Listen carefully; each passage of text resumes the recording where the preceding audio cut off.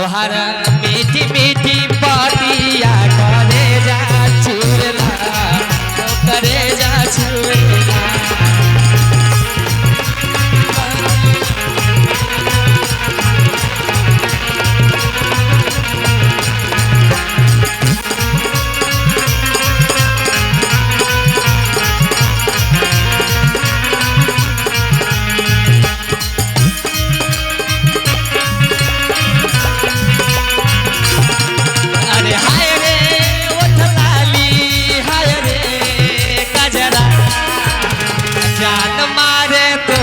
साड़ी घगराए गोरी तू गरबई बुमार घगराए गोरी रे ओठ लाली हाय रे कजरा।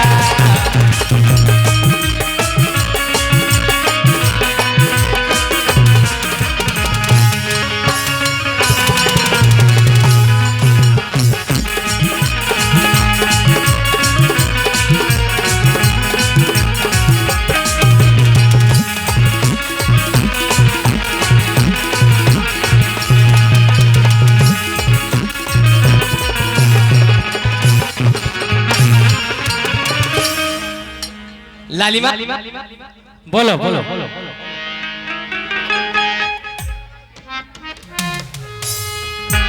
लालिमा, अब हम लोग इसके आगे का क्रियाक्रम सोचा जाए, क्या करना होगा। चलो ऐसे हम लोग गुमनाम हो जाएं एक दूसरे से मिलकर के कि जमाना को पता भी ना चले। और ये कभी मत कहना कि गांव समाज में हल्ला हो जाएगा, अब तो सारा मुहाला देख ही लिया है।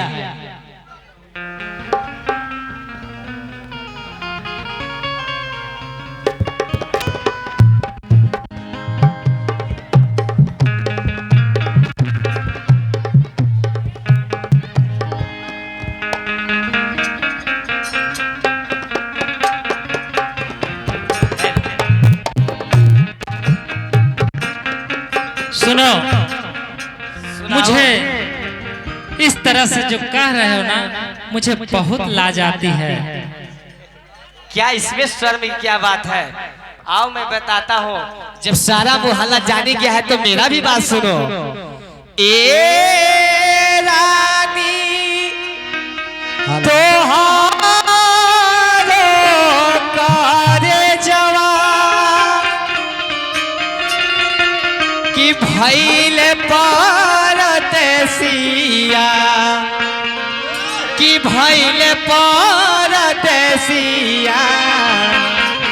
ए रानी पिया हो भइले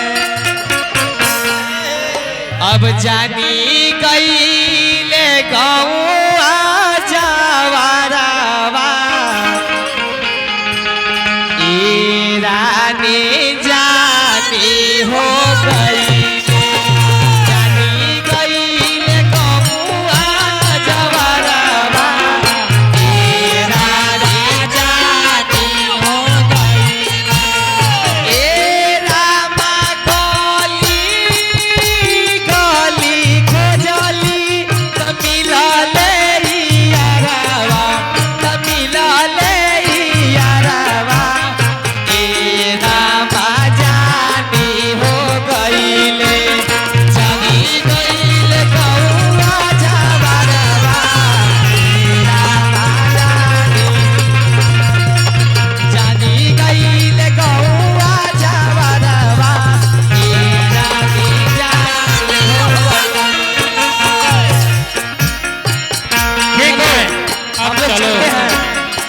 अपने बहारों में मिल जाते हैं।